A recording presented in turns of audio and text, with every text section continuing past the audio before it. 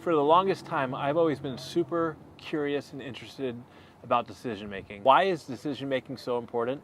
Let's think about it from a work perspective. A recent McKinsey study has shown that 40% of leaders' time is spent making decisions. Think about that for a second. 40% of their time.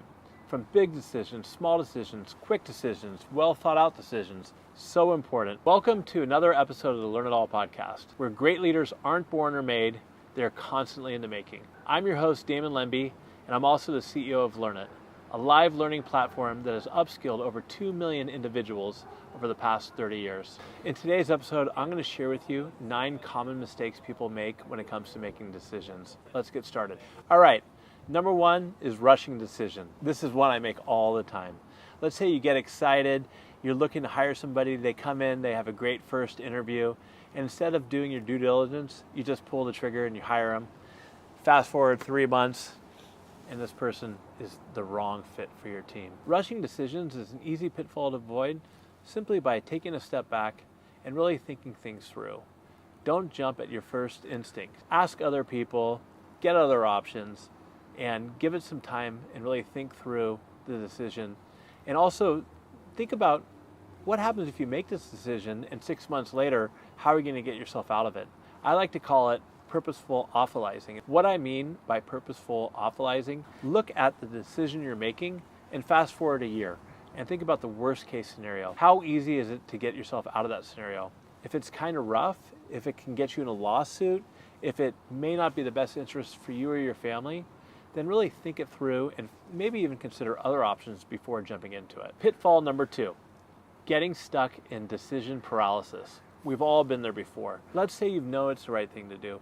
Let's say you've done all your due diligence and you still can't pull the trigger. Why is that? Is it because you're afraid? Is it because maybe you're not confident in yourself? One piece of advice that I like to follow that I want to share with you, Jeff Bezos of Amazon says that if you have 70% of the facts of the information, pull the trigger and move forward. You're never going to have 100% of all the facts. And if you wait too long, guess what? You might lose out. Take, for example, and this has happened to me many times, right? We have a great candidate and we want to move forward with them. They've checked all the boxes. And then somebody on my team would come to me and say, you know what? But maybe we should interview 1 or 2 more people. Let's be even more thorough. And that great candidate you have doesn't wait, and they move on, and then you lose out because they take a job somewhere else. The same thing can happen with rolling out a new product. If you wait too long to getting to the market, somebody could beat you there. So don't get stuck in decision paralysis. If you've done your homework and you have at least 70% of the information, move forward and make it happen. Let's move on to number 3, and this one can be a little tricky. Hear me out here. It's not clearly defining what success looks like for the decision. All right, so think about it this way. Let's say that you have a team together and you got to move forward on a certain product or something, and you haven't clearly defined to the team really what the goals, what success would look like. So people come in, they think about it from their perspectives, they do their research, you get together, and then you make a decision. And the decision fails. And a lot of times what I've seen is people come back and say, well, I thought the goal of this decision or this product was to do this, this, or that. And at that point, you might reflect to yourself and say, no. We wanted to actually have this happen. So if you haven't clearly defined what success looks like for your team, and maybe even sometimes for yourself, that can definitely lead to failure. Number 4 is very common, and it's failing to consider what the risk is if the decision fails. Think about it for a second. If you're at dinner and you're trying to figure out what you want to have for dinner, who cares? If you make the wrong decision, it doesn't matter. But if you're thinking about pulling your kid out of school or acquiring a company and you make these decisions without really determining what the risk is, that could be huge. And that takes me back to, again, purposeful awfulizing. Looking at what the worst case scenario could possibly be in a year from now or 2. And if that happens, how do you overcome it? One of the things that I like to do, and I learned about this through Farnham Street, which is a great blog, is having a decision journal. So a lot of times if I have important decisions to make, I like to journal about it and write down, okay, well, here's what I'm trying to accomplish, and then try to identify any blind spots along the way. So as I get it all down on paper and look at it, if I feel comfortable, like we talked about before, if I have enough information and I move forward with the decision because I know I can handle the risk, even if it fails over time, let's say I go back to my decision journal and I kind of look at what I wrote down, and you could learn from that, right? And say, that's happened to me before. I went and moved forward with a outsourced accounting firm, which turned out to be miserable. One of the risks that I put in there, and I didn't think of a big one at the time, was they weren't really timely on returning calls. And I circled that. Well, guess what? That turned out to be a major problem over the 18 months I worked with them, was just getting a hold of people there, especially in critical times. Keep in mind, when it comes to considering risk, and hopefully before and afterwards, having a decision-making journal can really help you moving forward. Number 5 is getting stuck in binary thinking. What do I mean by that? It's pretty simple. You have a decision ahead of you, yes or no, or I go with this choice or this choice. By having only 2 choices, you drastically reduce your chance for success. Studies have shown that if you add even a 3rd choice, your chance for success goes up to 64%.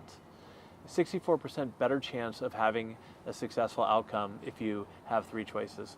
Some studies say that you should have 6 choices for every decision that's important. You might say to yourself, well, it's kind of difficult. A lot of times decisions can be yes or no, this or that, this person or that person. One of the ways I've overcome that is I've gotten creative and kind of thought out of the box. A lot of people come to me and say, well, when it comes to binary thinking and binary decisions, that's a tough one because in these situations, they feel like there is only a yes or no answer, or this person or that person, that there are limited options.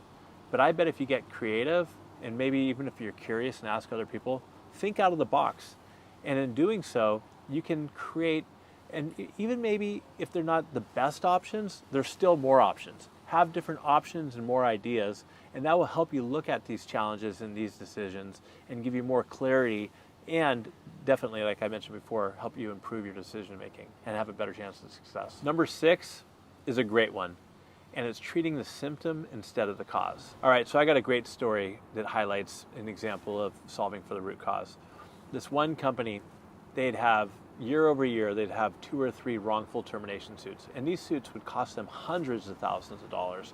And the executive team would get frustrated, and they'd say, we don't have good enough lawyers, we don't have enough insurance. And so they originally went out and they wanted to find better lawyers to defend themselves. Well, somebody who's relatively new to the executive team said, you know what the issue is here? We're solving for the symptom instead of the root cause. Why are we having so many wrongful terminations? So at that point, they all agreed, what can they do differently? And what they decided on doing differently was upskilling their managers. If they could have better managers who are better equipped to be leaders and do everything from better support their team and coach their employees to even just hiring better talent, that would be a proactive approach, so they wouldn't have to have all these terminations, which eventually would lead to wrongful termination. So that's an example right there of really understanding the difference between making a mistake of solving for a symptom instead of a root cause. There's a great book out there by Dan Heath called Upstream. I could not recommend it more. It's all about solving for a root cause over the symptom. Number 7 is one of my favorites, and it's being blinded by biases. Let's just stick with the most common one, confirmation bias. Confirmation bias is when you set out to find people who agree with you, right? So say, for instance, you really want to move forward with a particular candidate, and instead of getting and reaching out to others who might have an alternative opinion on why you should go with a different candidate to hire, you want to find people who, let's just call them yes men, who will tell you what you want to hear. And sometimes subconsciously, you're putting yourself in a position of failure. That is one of the number 1 reasons why it's incredibly important to have a diverse team. Because if you have a diverse team, if you have people of different genders, different ages, different backgrounds, then people are going to think differently and they're going to have different ideas. And if you prevent yourself from having confirmation bias and you're open to hearing different people's opinions and ideas, it's going to drastically increase your opportunity for success in your decision making. Number 8 is making decisions in the silo. Think about this for a second. Let's say you're looking to roll out a new CRM for your sales team. All right, so in this particular situation, all you do is you sit down with your CRO, your sales managers, and maybe even some of your sales executives, and you talk through with them, Like, hey, here's our options, here's what we want to do, and you're not considering anybody else in the organization. You're not thinking about how it will impact the marketing team or the IT team or whomever else, right? So this is an example. If you move forward with just the opinions and advice and recommendations from the sales team, you're alienating everybody else. And once you make that decision and move forward with the software or the CRM, it could have negative impacts on the other parts of the organization that might be too late for you to figure out after it's already been made. So when it comes to avoiding making decisions in the silo, really think through who's going to be impacted by this decision. Sure, number one, primarily, it's the sales team, right? Because they're the one who is in the CRM all the time. But you have the marketing team who may be supporting the sales team. So it's important to them what they think. And if IT has to manage it, get them involved. So avoid making decisions in the silo by really thinking through from a holistic perspective who it's going to impact. And in doing so, you can definitely avoid this pitfall. And number 9, last but definitely not least, don't fall for making emotional decisions. I'm famous for this one, right? You're all fired up, whether it's good or bad, and you just jump and you make a decision, and then you realize too late that it's the wrong decision, and a lot of times you have buyer's remorse. So the best thing to do when it comes to this, take a step back and maybe even label your emotions. Why are you feeling the way you're feeling? And are you in the right state to actually make the decision right now, right? So give it some more time, think it through, and avoid making emotional decisions. Look, I get it. That's a lot. That's 9 different pitfalls, mistakes that people make all the time when it comes to decision making. My recommendation for you is take some time, maybe go back and listen to this podcast, and what you can do is think about times you put yourself in one of those situations, how you've handled it, how you could do it differently next time. Also, when it comes to decision making, I've mentioned some great books, and I also co-wrote a decision making book called Good Decisions Equal Success with my fantastic business partner, Candace Porter. So I hope you got value out of today's episode, and if you do, please do me a favor, rate and review. And until next time, stay curious and keep learning.